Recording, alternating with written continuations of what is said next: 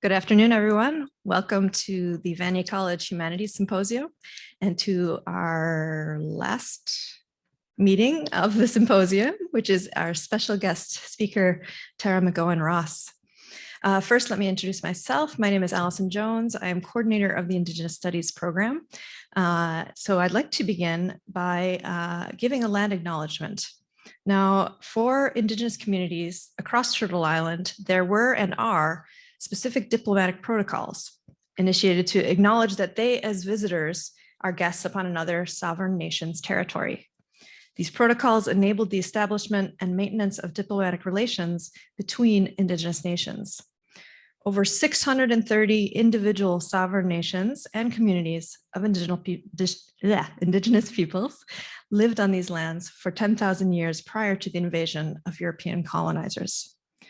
They are the Ongwehonwe, the original peoples.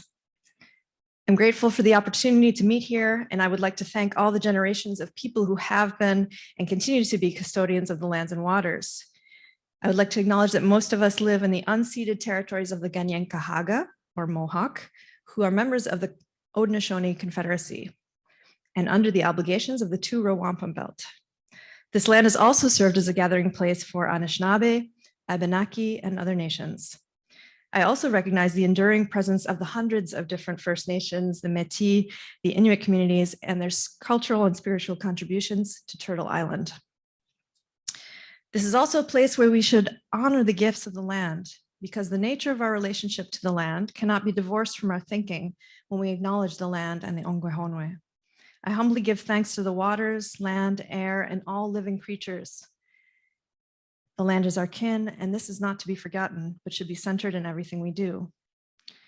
It is critical to connect our land acknowledgement with our collective responsibilities under the calls to action of the Truth and Reconciliation Commission, the Justice for Missing and Murdered Indigenous Girls and Women Commission, and our responsibilities in creating a relational and reciprocal, rather than exploitative, relationship with the land and the people who live upon it. So that all said, if you are interested in Indigenous studies, we have an Indigenous studies major here at Vanier College. You can look it up on our website, and I am currently the coordinator. You can ask your teacher how to figure that out. So now it is my honor to introduce our guest speaker, our special guest speaker, Tara McGowan Ross. Tara is an urban Mi'kmaq multidisciplinary artist. She is the author of Nothing Will Be Different, and you have copies here if you'd like to purchase any of them. They're also available in our bookstore. She's the host of Drawn and Quarterly's Indigenous Literature's Book Club and a critic of independent and experimental theater for Broadway World. Her poetry has been published in Best Canadian Poetry and in the collections Girth and Scorpion Season. Tara will give an analysis of boredom, the theme of our symposium, from an outsider's perspective, one who, for better or for worse, has only experienced the phenomenon in fits and starts since she was a small child. The topic is explored primarily through the language of mental health, addiction, and the concept of main character syndrome. So thank you very, very much. We can say in Mi'kmaq, Wilalin to Tara.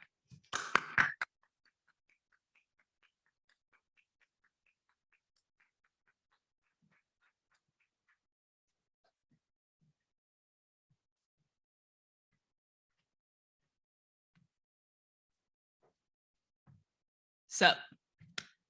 Hello, bonjour, gwe. My name's Tara, and this is the most human beings I've seen in one place in like 3 years. So that's really cool.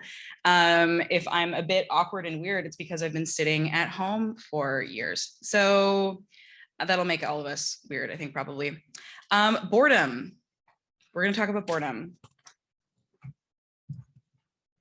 So when I was a little kid, I remember one day I went to my dad. I think this was probably like 1997. So I was like 5. And I went up to my dad and I was like, Dad, I'm bored. And my dad was a full-time guitarist. Like he's like my whole life, he's like, his main job has been playing the guitar for a living, which is crazy that that's even a job, but that was his job basically. So like being a self-employed artist, he was really busy all the time, and he didn't really want to entertain my bored child antics. So he basically just said like, look, you've got 2 artists for parents. Your mother's a visual artist and a musician, and I'm a musician. So the house is full of music, like musical instruments, and we got records, we got CDs, we've got like all sorts of stuff. You have art supplies, you have books, you have toys. There's no reason for you to be bored. And he told me very intensely, and I remember this like it was yesterday. He wasn't like angry, because he doesn't really get angry very easily, but he was like very intense. He was like, only boring people get bored. And it's like that thing that like happens sometimes when you're a kid, where you're like, okay, cool, this is like now a fundamental part of my personality. This like weird teaching. It's also probably worth noting that we didn't have television, and we didn't have any video games. I was like actually not allowed to do either of those things. I'm gonna pour this over here so that I don't make a lot of noise. So I got like, and like, of course I got bored. I got like idle or whatever, but I got really used to the second that I got bored, I found something to do, basically something to do with my hands or something to do to occupy my brain. And this has like given me this has like impacted my life in a really profound and lasting way, pretty much until like right now, in good ways, and also in like probably less good ways, you know, like in like other ways. So when I was preparing for this talk, I was thinking about all of these different ways that boredom has impacted my life, and my extreme aversion to boredom has impacted my life. So I was thinking about how I experience boredom when I experience it, which is very rarely actually now. I think I'm almost never bored now. But when I do experience it, I think about like when I like have to clean my room and I don't want to, or like I have to do the dishes and I don't want to, and I like get up and I go to do it, and like I experience boredom as like pain, like as like agonizing existential pain. And I feel like I basically have no resilience or capacity to fight through that pain. My brain immediately goes somewhere else. When I say that I'm an outsider to the concept of boredom, what I mean is that like, as soon as it starts to happen, it's like my brain and my body take over, and it's like they're like, I'm not going to let that happen to you, basically. And I like go somewhere else. So I experience a sort of disassociative response to being bored.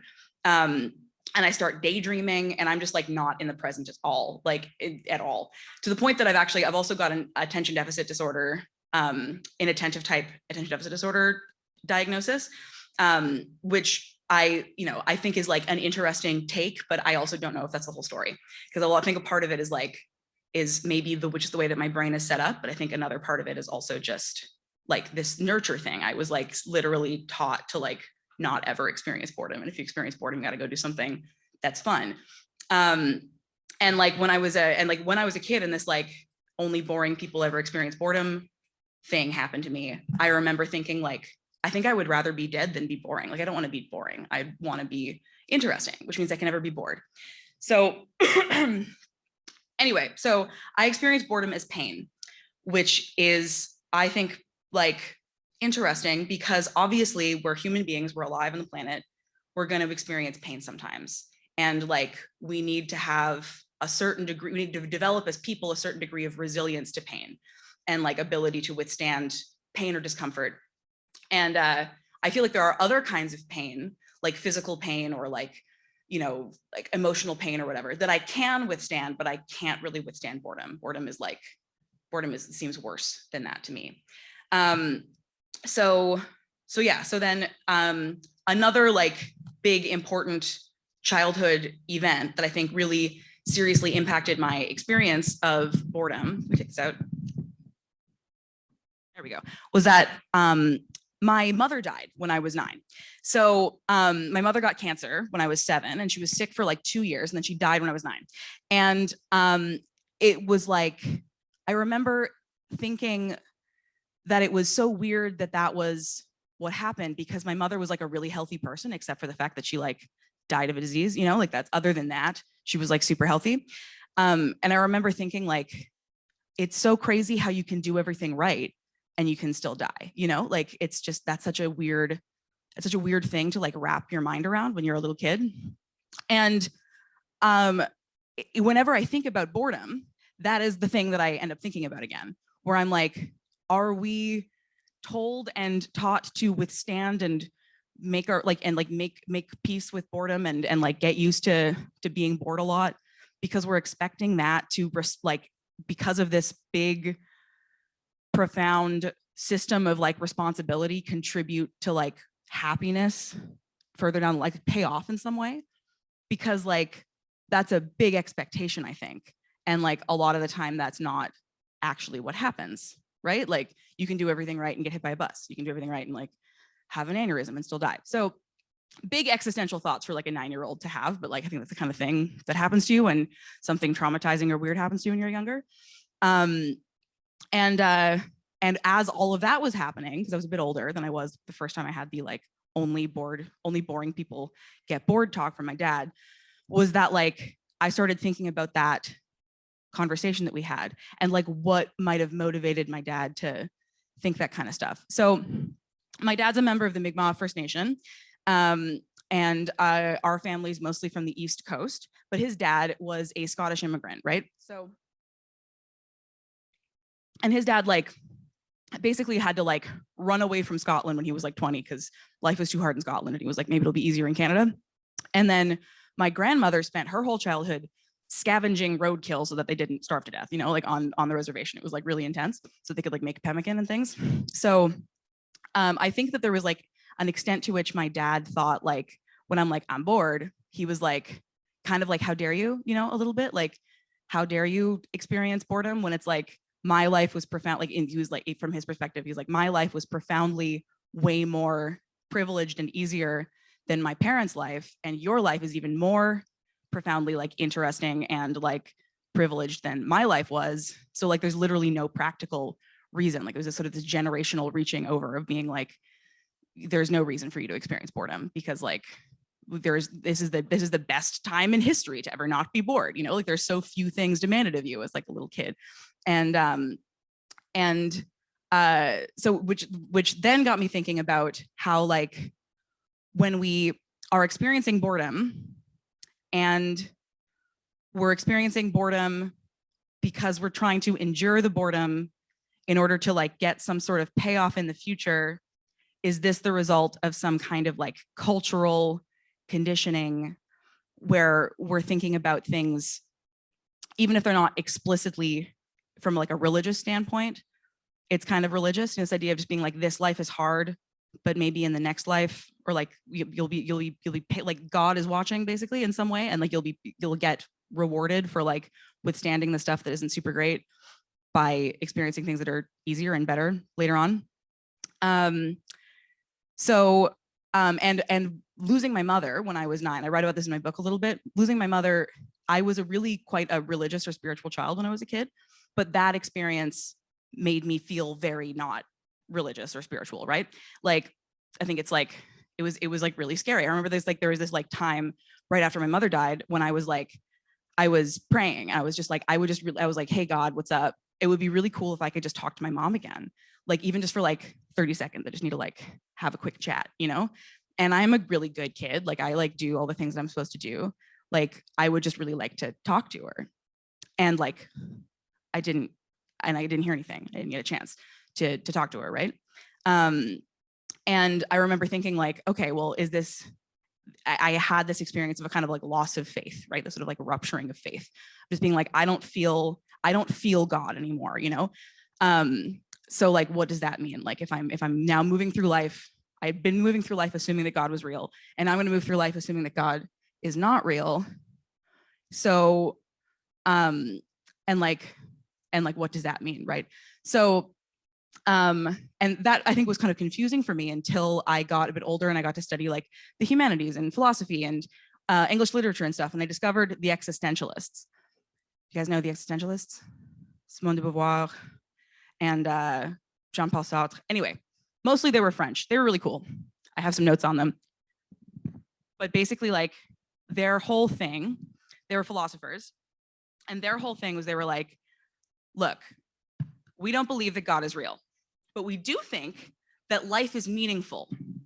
So like, what's that all about? Like if there's no God, but also life is meaningful, and we think that like ethics and like morality are something that we should care about. Like we have this like understanding that that's something that we should care about. Like, how do we justify that? And how do we like get excited about being alive and like want to stay alive if like life doesn't have this inherent meaning as it was like designed by some god?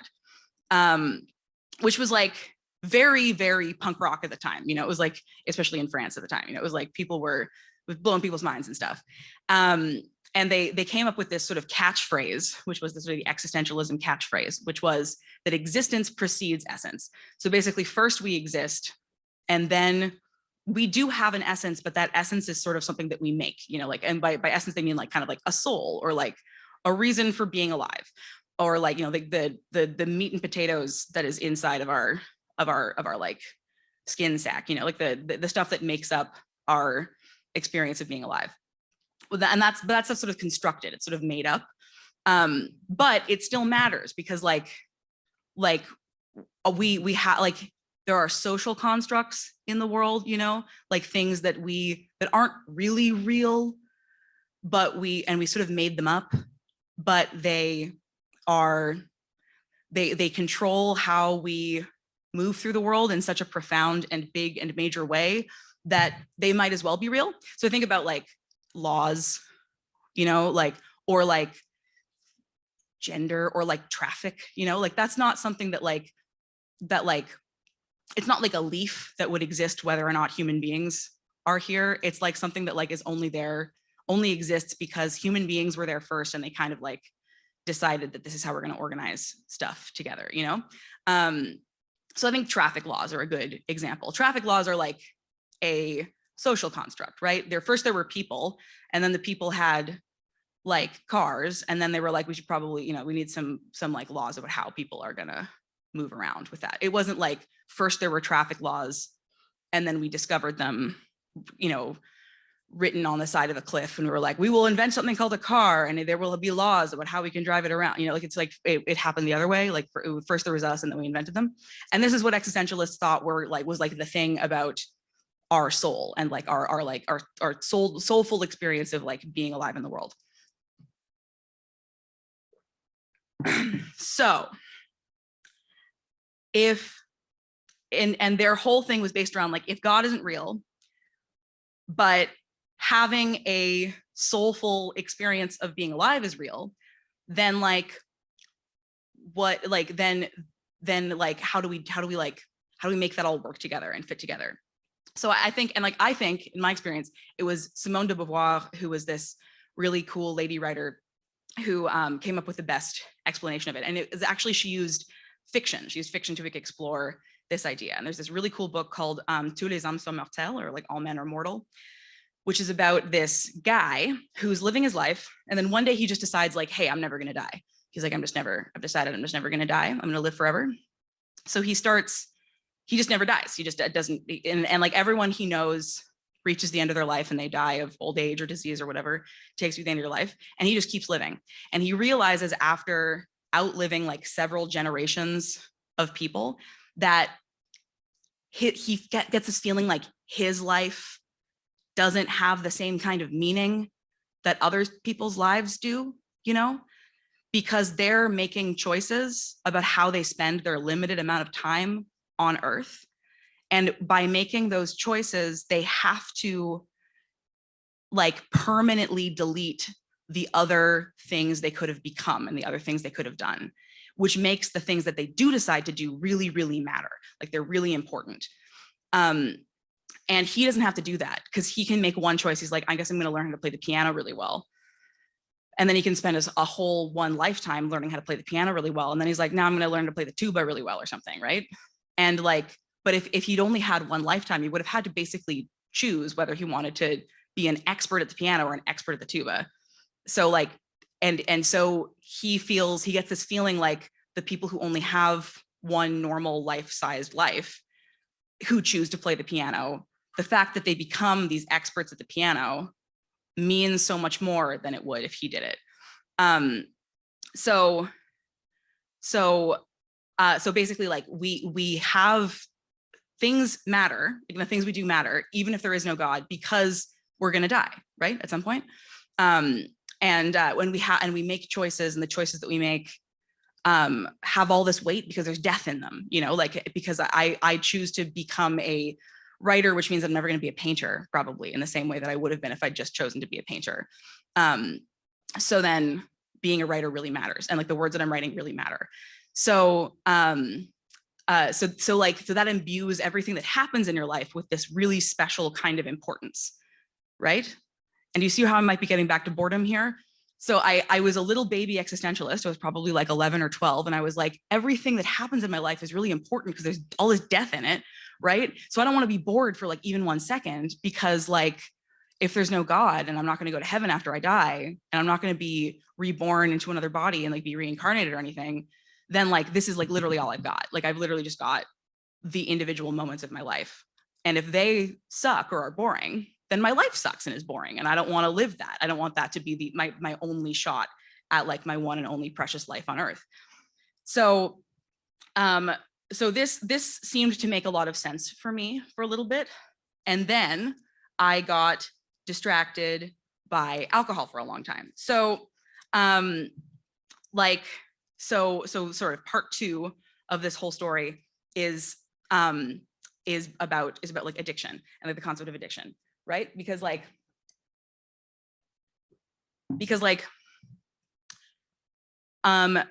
really like drinking. I'm really good at it. Like, I'm like really good at it. I'm like an expert at drinking. It's like amazing how good I am at it. And the first time that I got really drunk, I remember my experience of it was like I had been carrying a backpack and I didn't know, like a really, really heavy backpack, and I didn't know that I was carrying it. And then suddenly I put it down when I got drunk for the first time. And it was like, I didn't realize that I could feel relief like this, you know, like I could feel so relieved. And then that was just pretty much, I wanted to do that as much as I possibly could all the time, right? Because for some people, for some reason, it seems like some people can drink or use drugs and they have like a pretty normal or even like healthy, I don't know, relationship with it. And then there are some people who drink and use drugs and just like can't. It's just, and that just suddenly becomes the only thing they like want to do ever in their life. And I was sort of in the second camp, although it was never really that intense for me. So, and like the thing that's really crazy about booze for me is that it made me feel not like all the pain in my life is like the volume got turned down really hard, right? Which is great it's great in the moment, right? Like, it's not as great when you think about what pain is for. So if you have like a chair on your foot and it really hurts, that it hurts because it's your brain telling you got to move that chair off your foot, because if you don't, your foot's really gonna get hurt really badly. Like, it's gonna like damage your foot. So pain is like your nerves being like, yo, there's a problem, and like sending those messages to your brain and being like, just so you know, there's like a problem on your foot, so you got to do something about it. And like, the longer you don't do something about it, and like the more severe the problem becomes, the more we're going to turn up the pain problem so that you keep your foot, you know, they're like, we don't want you to lose a foot. And if you can if you don't have the ability to feel pain on your foot, for example, you might not notice that there's a chair on your foot until like your foot is really damaged and like you maybe can't save your foot, right? And I think that the part of the problem for some people when it comes to drink, for people like me, basically, when it comes to like drinking, is that if you turn the pain level down too hard, you end up doing things that you wouldn't do if you were just kind of experiencing reality with no big padded drunk jacket on, right? So in recovery language, a lot of the time people talk about how the first step of solving your addiction problem is admitting you have a problem and admitting that you're like powerless over your problem, right? Is that like a lot of the time people who have drinking or drug problems like me would be constantly trying to drink like they don't have a problem and like prove that they can drink like they don't have a problem when they actually do have a problem. And then they're like, I'm trying to manage this problem that's actually way bigger than I can possibly manage it. So you got to admit you have an issue, and then you have to be like, my life has become unmanageable. Actually, I keep on trying to manage unmanageable things. And I always had a hard time with like admitting I had a problem until someone phrased it as your life has become unmanageable thing. Because I was just like, oh yeah, like my life becomes hecka unmanageable when I like am drinking, basically. Because like it just happens little bits at a time of just being like withstanding a little bit more pain than I probably should, a little bit at a time, until one day I wake up and I'm like, my life looks nothing like it would look if I wasn't drinking all the time, like, and it just doesn't look anything like that. And suddenly I have all these massive problems to solve that I would have solved a little bit at a time had I not been drinking, because they would have hurt me, they would have like caused me a kind of pain. And I would have been like having a chair on my foot, I would have been like, ow, I gotta like move away from that thing. So that's like, but part of the issue for drinking for me was that I wasn't bored when I was drinking, right? So it became kind of a one-stop shop. I didn't have to like think about like, how am I gonna avoid being bored this time? I didn't have to do any of that stuff. I just had to drink, and then I wasn't bored, and I didn't have to experience that kind of pain of being bored anymore. So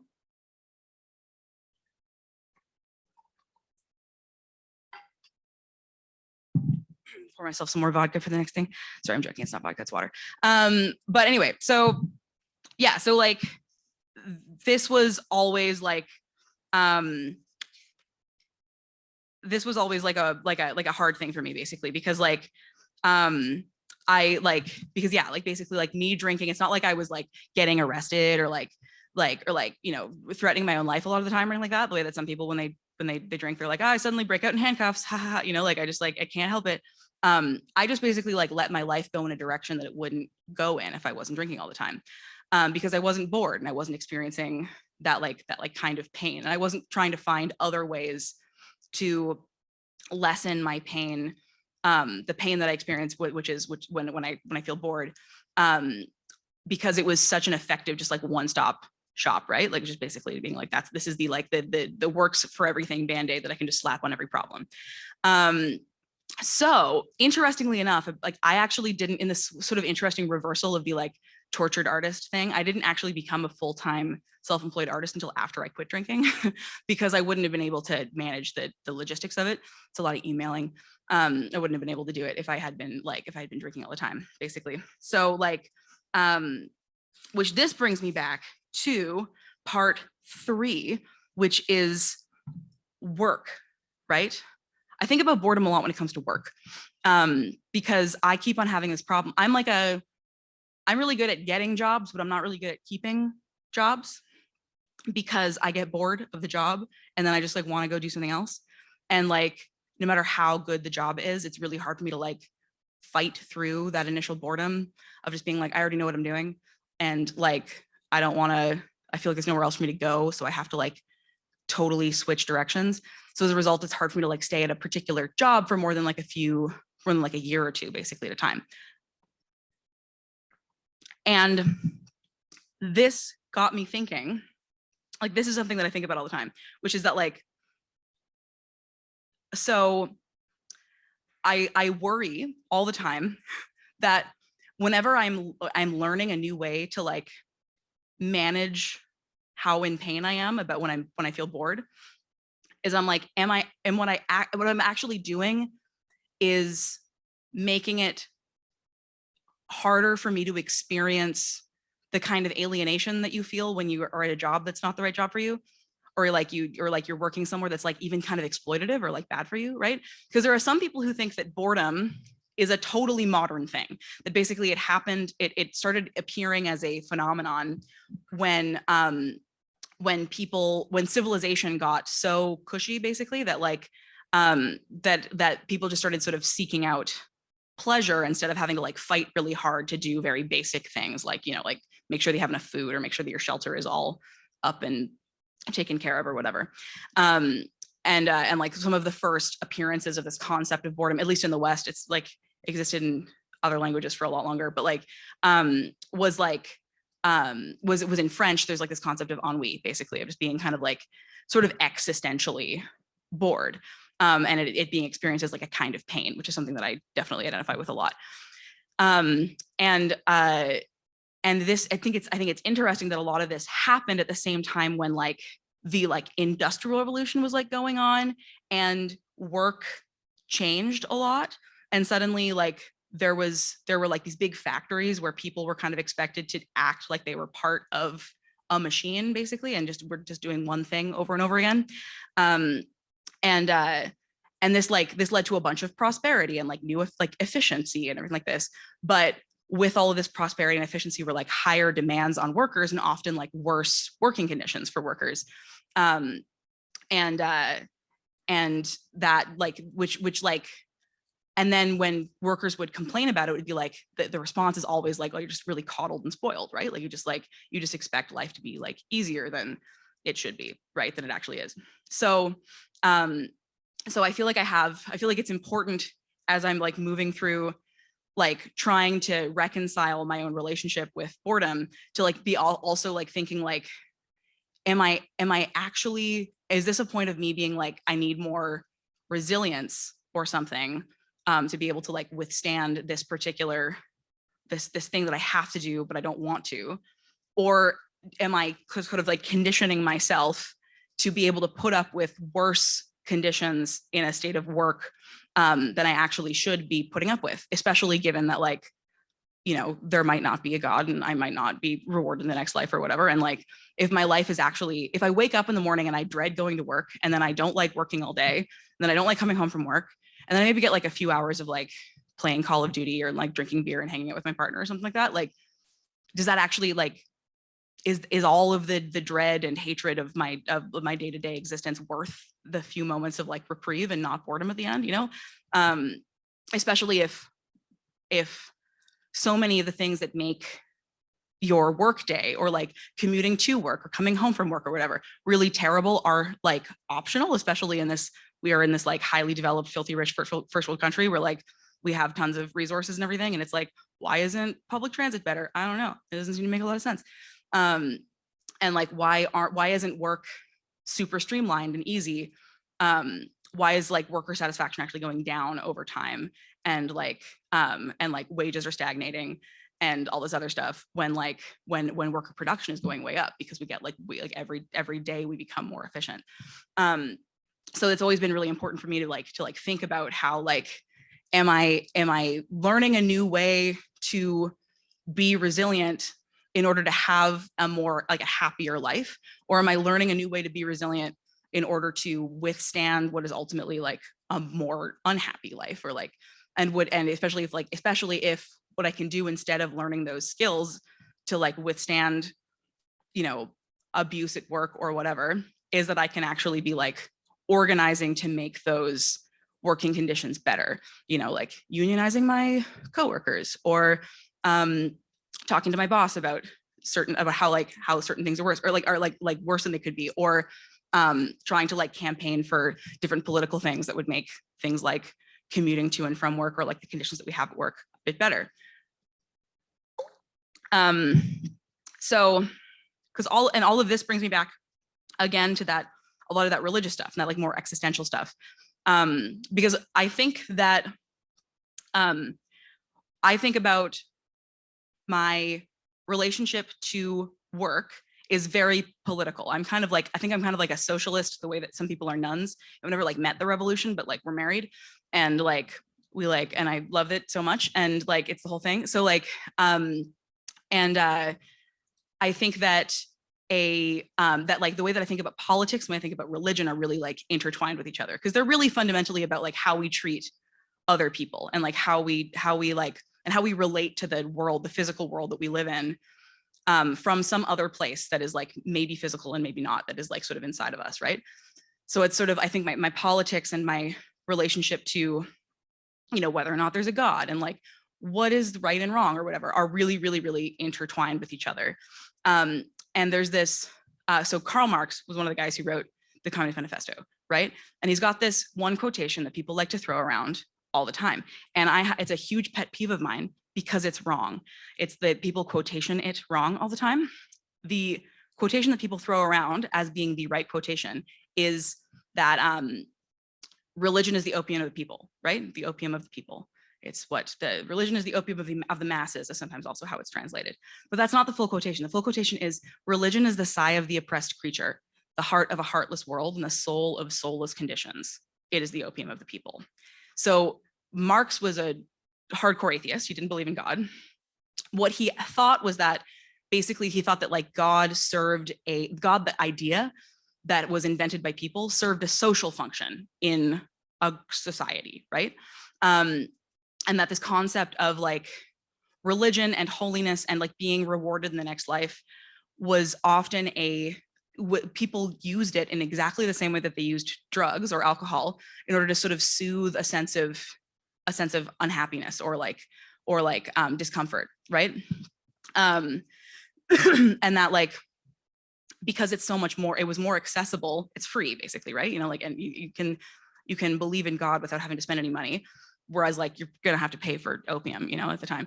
And like, so everyone can do it, which means that that like it gets spread around in this way that like drugs and alcohol sort of don't, because they're not as accessible as like the concept of God, right?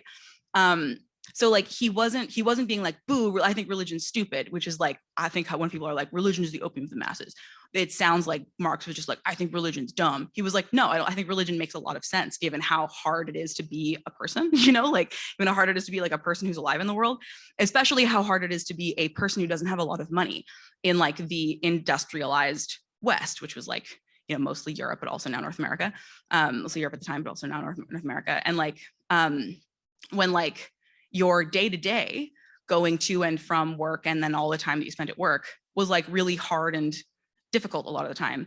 And people would treat that pain with either drugs or alcohol, or often religion if they couldn't do drugs and alcohol, you know?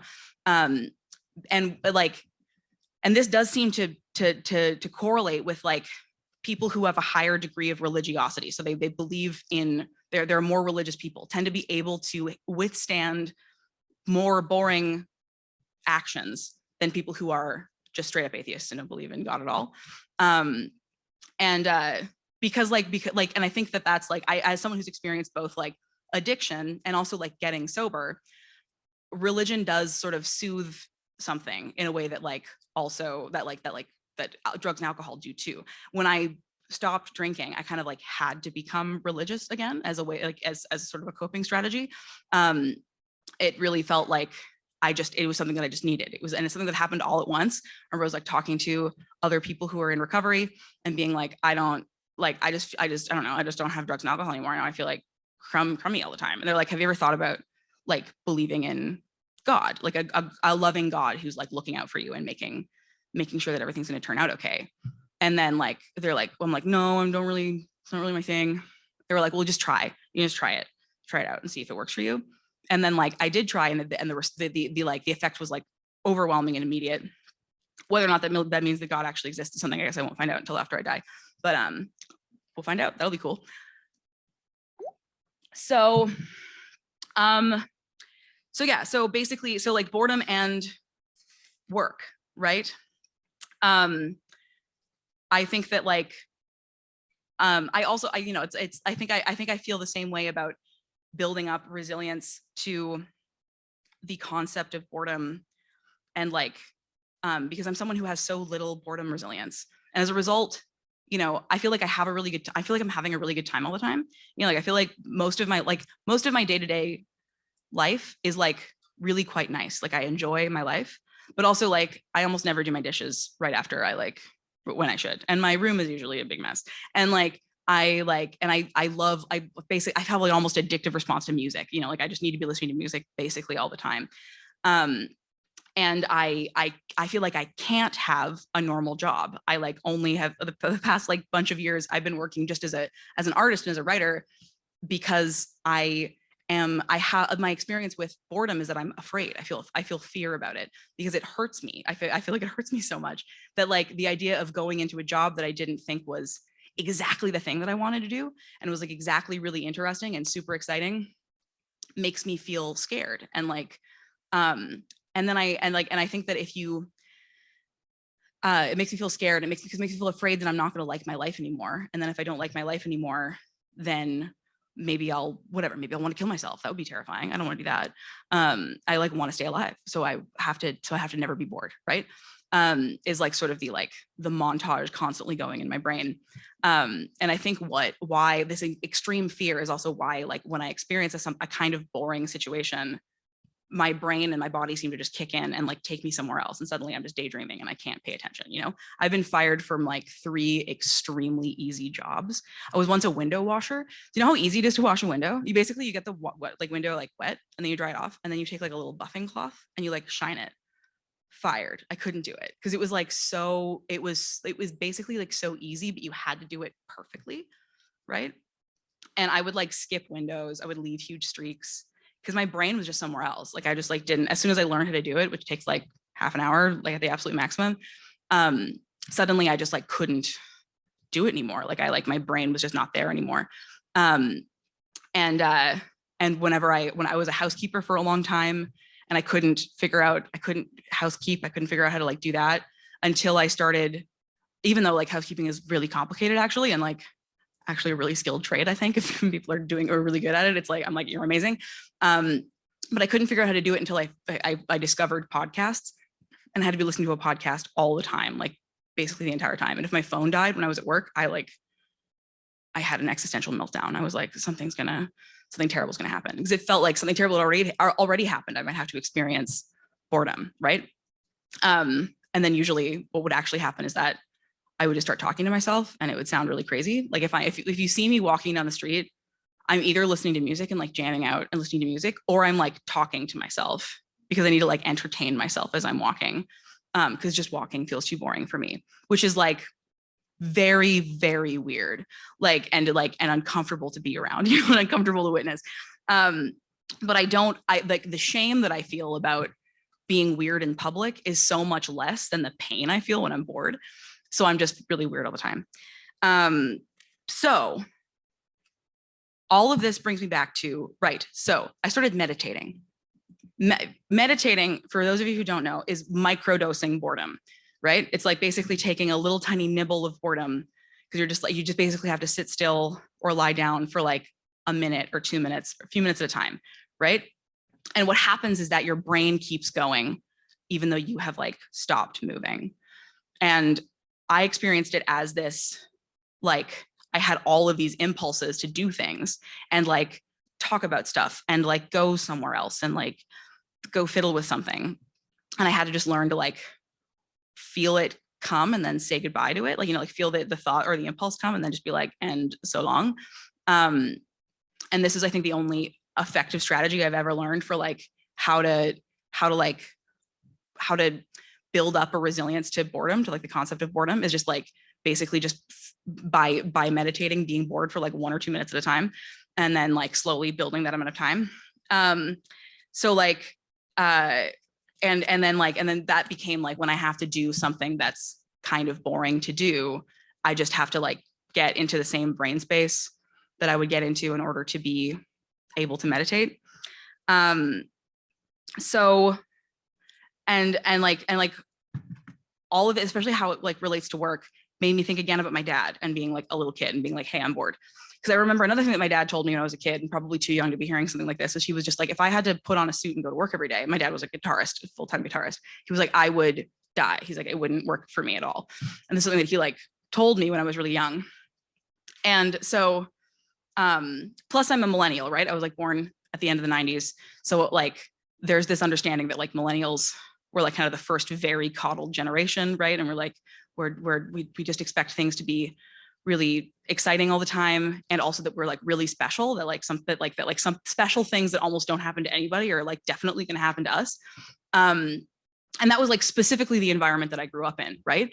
Which is how I think main character syndrome comes into this. Main character syndrome is when you think that you're the main character of the whole entire universe, right? Because you're the main character of your life, you just assume that you're the main character of the whole entire universe. And like this, and it can lead to some problems socially, because if other people aren't playing their roles in like the story of your life that you've decided are their roles in the story of your life, then like you can end up getting it can be really upsetting, right? Because you're like, but I've got this like idea of how my life is going to go, And what I want and need from my life is so much more important than what other people want and need for their life, because they're not the main character, I am. And like, I think I always had a large heaping spoonful of that on top of my personality as well. And then plus I was raised by, especially after my mom died, a single dad who was a guy who had done the thing that almost never happens to anybody, you know, like, which is being a full-time artist who like, all you do is the one thing in the whole entire world that you like to do the most, which almost never happens to anyone, happened to him. So that was like, so in my head, I was just like, that's always accessible. It's always something that I can do. That's always something that like I have access to, is that I can always just do whatever it is that I like to do the most all day, every day, if I want. And I do think that all of these things have come together to mean that like, I'm not resilient to boredom, and I don't really, so to the point that I'm not in the habit of experiencing it, and I'm not in the habit of sitting through it. Because like, in a way that I think maybe I would be, and I would have if I'd had a different childhood, you know, if I'd had parents who taught me something else, which is like, taught me things like, sometimes you have to do things that you don't like to do because it's the responsible thing to do and it'll pay off eventually, you know, like, and sometimes you have to just like go to work at a job that you don't like very much, so that you can provide a stable life for your family. That was like, that I think specifically is like some parents' approach to being a parent, which was not my dad's approach to being a parent at all. My dad's approach to being a parent was like, I'm doing the thing that I've always wanted to do the most in my whole life. And as a result, our life is like, can be a little bit chaotic. There's not really a lot of stability, at least not like financial stability. There's lots of emotional stability. My dad was a really good dad, but like, there's not a lot of like financial stability going on, but there's other stuff, you know, because like in the absence of stability, there's usually something else that you kind of get in response, right? And I remember at one point being a kid and hearing one of my friends be like, well, it was really too bad, especially after your mom died, that like your dad could never provide you with a super stable home, like a really stable environment, because my dad was always leaving for like 6 months to go on tour, or like going off and doing something else, or we were like moving around, like for whatever reason, in order to like follow his jobs, or like he would take me with him in order to go on tour because he couldn't find a babysitter or whatever, you know, and we'd just like be driving around playing shows together or whatever.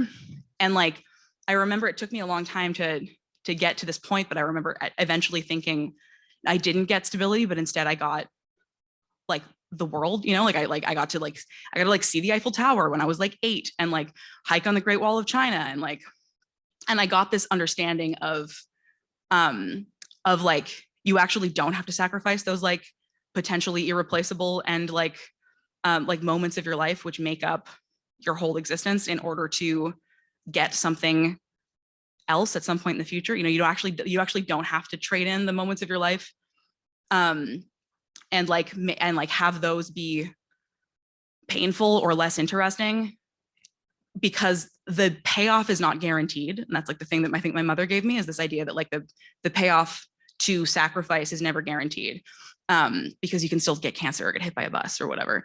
And there's no real reason for it. You know, like that's the craziest thing about death, is that it's not, a lot of the time it's for no reason, you know, for no like real like discernible reason. As in what I mean by that is that there's nothing you could have done to prevent it, right? There's nothing that anyone could have done to prevent it. And I think a lot of the time our response to death is to assume that there must be something that we could have done to prevent it. And so we get a lot of, we'll blame ourselves or we'll blame other people and try to find the little things that could have gone differently in order to prevent something terrible like a death from happening. But a lot of the time the reality is actually just that there's nothing that anyone could have done. And what we're trying to do is we're trying to protect ourselves from something this upsetting happening again by figuring out where something went wrong, in order to like, because we're afraid of dying, you know, we're afraid to die, and we're afraid that other people in our lives that we love might die. So we have to figure out where something went wrong leading up to somebody dying in order to like make sure that it never happens again. But it will happen again, and because it'll happen to all of us, because everyone's going to die, right? And yeah, so I got this understanding of like like stability isn't always worth it if it means the individual moments of your life are not a life that you want to live, you know, and the payoff that you think might be coming is not guaranteed. And like, you actually just get that, you know, if you have a day where every moment that you had, you didn't enjoy, like that, then you didn't enjoy your life that day, you know, like, but if you have a day where every moment you did enjoy and like you feel good about, and you can like go to sleep knowing that you did a good job and that you enjoyed yourself, then like that might actually be the building blocks of a life worth living, you know, of a life that's like really exciting and good and cool. And like all the time I think about how like I think I would have turned out very differently if I'd had a very, you know, a father who had a much more stable and normal job maybe, and then if my mother hadn't died. But instead I have this, I think, very profound and exciting understanding of how important it is to be alive on earth, you know, like how important it is to be here and be engaged and be having a good time and be like living every moment of your life like in a way that you really enjoy. And I have this, and I got the whole world instead of stability, you know, I got the planet instead. So all of this brings me back to how I actually became a full-time artist after I got sober, right? So because like sobriety meant that I didn't have the blanket to smother my pain anymore, right? I didn't have the blanket to like bring the level of pain down anymore. And I was like, what can I actually do? And I think that what I could actually do was be an artist. And so I spent a year writing this book that's down here. And that's been my whole life since then. So yeah, but I still have a gigantic pile of dishes that I have to do when I get home. And my room is never clean, even though I feel like I'm cleaning it all the time. Does that make up for it? I don't really know. Maybe I don't have it all figured out. I probably don't, but I'm having a really good time. So that's really good enough for me. And I'm still sober and still having a good time. So yeah, that's kind of the end of my talk on boredom from an outsider's perspective. If we have any questions, I'm here for questions. Hi, thank you.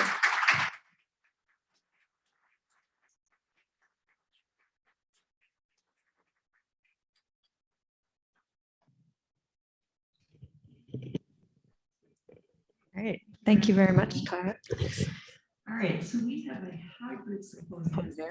If you know, Cool. we have people online who are going to ask their questions in the Q&A. Okay, great. Should I read this?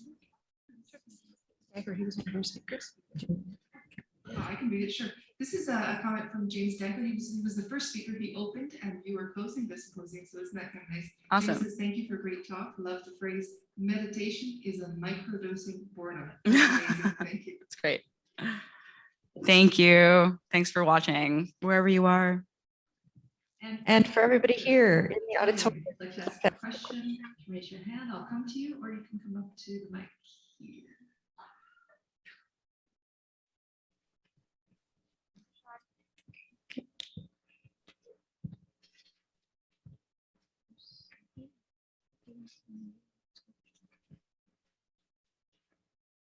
Yeah, hello. We have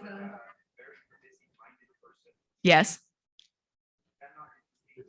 Oh, it's extremely entertaining. Yeah, I think the takeaway is that I'm never bored, and like kind of almost wish that I could experience boredom, but like my mind is always going. Because my mind is always going, I just like don't ever experience boredom, to the point that like if I end up in a boring situation, even if I'm trying to pay attention, I like can't. Like my brain is somewhere else. My brain will be doing like dun dun dun dun dun dun, and like I'll just be like watching Indiana Jones in my head or something. And it got me into trouble a lot in school, because there were like subjects I couldn't pay attention to or whatever. But I was never bored.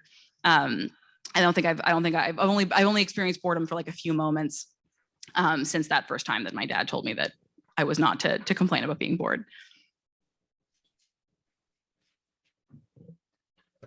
I have a question. Yes. Which band was your dad in? Which band? So the question is, which band was my dad in? My dad was in a few bands when he was younger, but his name is Don Ross. He's just a solo guitarist. He plays like experimental acoustic guitar music, if that's the kind of thing that you're into. Hi. Hi. Hi. Also, do you find discipline boring? Do I find discipline boring? That is a really good question. I think it really depends on the context, right? Because I find learning I love learning. I find learning really not boring. I find repetition really boring. So like repeating the same tasks over and over again, I find boring. I had this year, I tried to start this practice where I wrote every single day, even when I didn't feel like doing it, which is something that a lot of writers swear by, that you like absolutely have to do it. But what happened was that I just ended up feeling like writing, which is the thing that I love to do most in the whole entire world, it just started feeling like homework. Like I just started feeling like and I started not looking forward to it. And then I did it every day for like almost a month. And then I didn't write anything for like months after. I like kind of burnt out on it, and I didn't write anything for months afterwards. And that's not something that happens to me when I'm writing more like semi-frequently. So like, and like similarly, I have a long habit of like, I decide I'm going to do yoga every single day. So I do like an hour of yoga every day for like 3 weeks, and then I hurt myself and I don't do it, like at all. So like, I think that discipline, when it comes to like returning to a concept in order to like fiddle with it in such a way that I still find exciting, that I find not boring. There's also like a philosopher whose name is Soren Kierkegaard, who wrote about also cycling things out. So like having discipline, but like not doing the same thing every day. Like maybe there's 5 things that you do first thing in the morning, and you do a different one of those 5 things every day in order to like avoid being like, oh, I have to wake up and I like just have to like do down dog or something, like I have to walk my dog first thing in the morning every day or something. If you have 5 things you do and you're switching them all up, it can like surprise you enough that you're not bored by any one of them. And that I do find what works much better for me than just doing the same thing over and over again.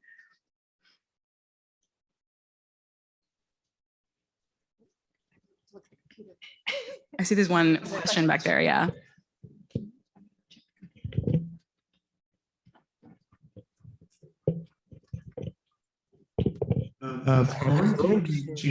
Perspective on Has quarantine changed my perspective on boredom? That's a really great question also. I've found quarantine not boring, actually. I guess I think I'm lucky. I live in an apartment with my boyfriend and a like 95-pound dog and a cat and my best friend. So like we like have a little unit of people who like, so I'm not alone in that way. And there's always a lot going on with like my dog and my cat and my roommate and my boyfriend and stuff. But also like I'm a homebody and an introvert in like the extreme, like really like in an extreme way, to the point that like I find it, when it's possible to open back up again, like when there's not a lockdown, I have to almost force myself to like go out and socialize, because I would just love to be like a weird recluse who like lived in a tower and never talked to anybody. Like that sounds like amazing to me, because I have so many weird hobbies that I've picked up, avoiding boredom like the plague my whole life.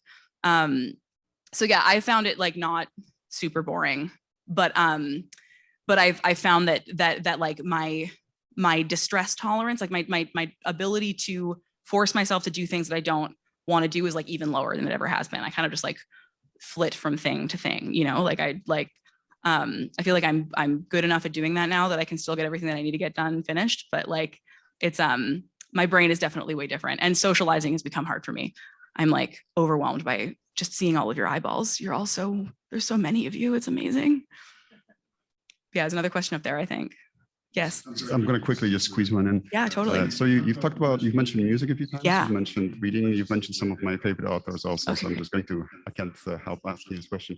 So what is the one kind of music or one band or artist that you never feel bored of? You can put this music on, etc. when you're walking, and you feel like, okay, this is now getting boring. And the second question about a book. Okay. One book you can always go back to and never feel like it's boring.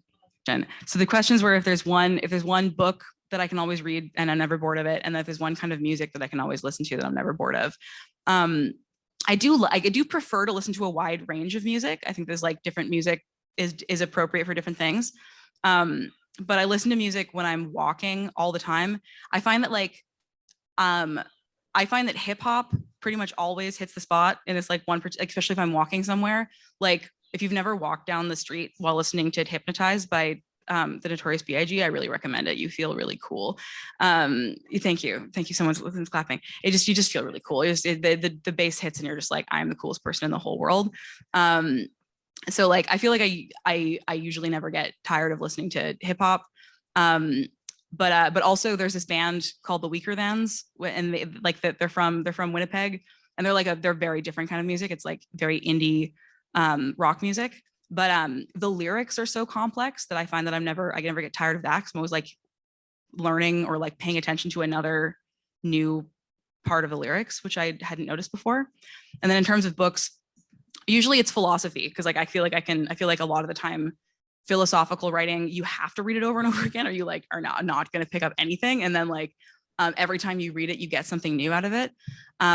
There's this book called The Dominion of the Dead by Robert Koch Harrison, which is all about our relationship to land and like our relationship to the like generations that have already passed and what that means for our relationship to generations that haven't come yet. And every time I read it, I find something new that I like about it. And then poetry, I think I can also usually read over and over again and find something new to like about it. There's a book called Nature Poem by Tommy Pico, which is a young Indigenous American poet. And I never get tired of reading Nature Poem. There's always something new and exciting. Thank you for the question. Have you ever like tried weed to like get over boredom? Oh yeah. Besides like drinking. Totally. Weed makes me super crazy. Like, you know how what like, type of weed? yeah. What type You of know weed? how like I'm like I think people talk about it calming them down, and it seems to not. I've tried a bunch of different strains of the weed and a bunch of whatever, and it doesn't seem to matter which strain. I just get like, you know how fast I talk and how like quick my brain is. It just speeds up like it spirals out, and like basically like you can tell that I have maybe smoked weed for like the one every like 5 years that I do, and I'm just like lying down on the ground being like, there's a story in my book actually. My partner came home one day and like found me lying on the floor moaning, and he was like, what happened? And I was like, everything, I'm gonna feel like an alien in the world is, and he's just like, did you smoke weed? And he was like, yeah. I was like, yeah, I need to go for a walk. So he took me out for a walk, and I was like, the past is a runaway train that drags the future behind it. And he was like, what? And so we don't need to go there. I don't need to do drugs because I am drugs, basically. Thank you.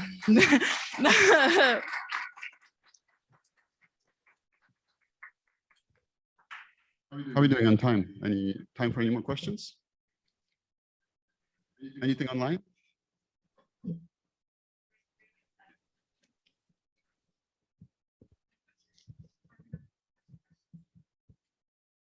Any more questions?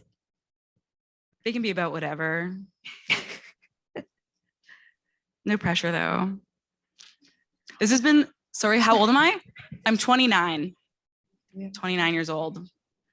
Yeah, which is a really stupid age. I wish I could just be 30, or I could be like younger into my 20s. 29 feels like an age that can't commit to something. It just feels like I'm teetering, and I'm like, I just wish I was 30 already. So it's been a weird year, but yeah, yes. I have a question. Yeah. So we have a bunch of young adults here, some about to graduate, go out into the world. Many have jobs already, but maybe to an eventual career. Mm-hmm.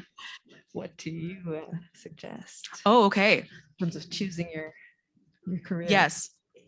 It like in terms of choosing a career, there's a lot of things that go into it. I think right now, I think the number one thing that I would consider when it comes to choosing a career is that we're in a state of near catastrophic climate collapse.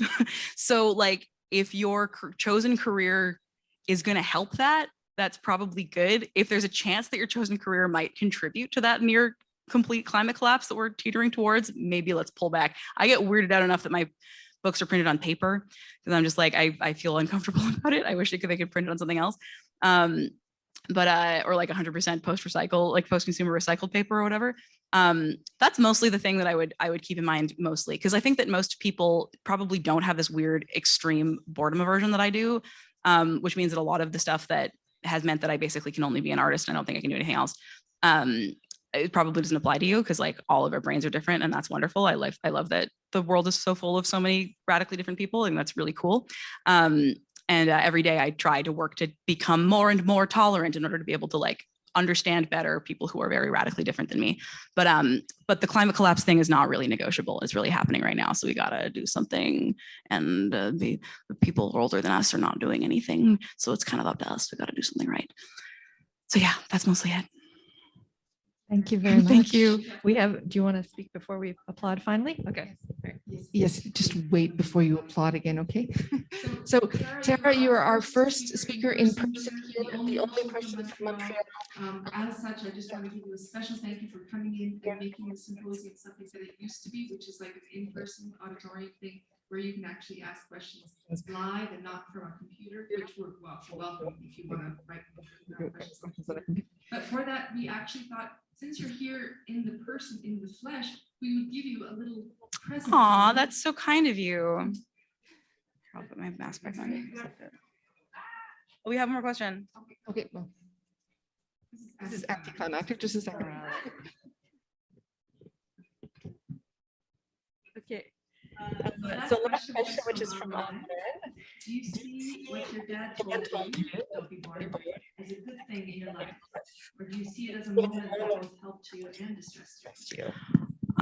That's a great question. So the question, if you didn't make sure everyone heard it, is that this do I see this moment of my dad being like, don't be bored, as something that was just good, or is this something that's kind of complex? I think that it's probably complex, but also I'm really happy that that's how things that's what my dad's parenting style was. There's a like podcast that I remember listening to at one point that talked about parenting styles for like artists specifically, and like artists' parenting styles, because there's so much pressure on parents to abandon whatever it is that you love in order to like radically sacrifice yourself in this way for your children. And my parents I don't think that was really their approach to parenthood at all. I think like they were going to live their lives, and I was sort of along for the ride, you know? And it's not that they didn't make sacrifices for me, they did, but they didn't sacrifice what was like the most important to them in order to like make me more comfortable. They didn't lie to me. They always told me what they thought was the truth all the time. I remember on this podcast, this woman was talking about how like, if you martyr yourself for your children, you will raise more martyrs, you know? And if you carve out time for yourself, if you're independent in front of your children, you're going to raise independent children.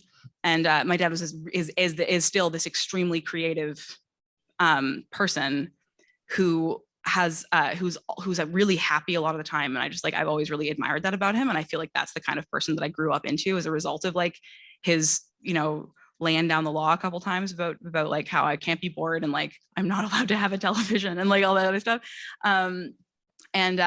So yeah, another thing that I explore in my book is this idea that like sometimes my like nothing will be different is this line from Nietzsche where he's talking about amor fati, this concept of like loving your fate. Like, so like amor fati means love of fate in Latin.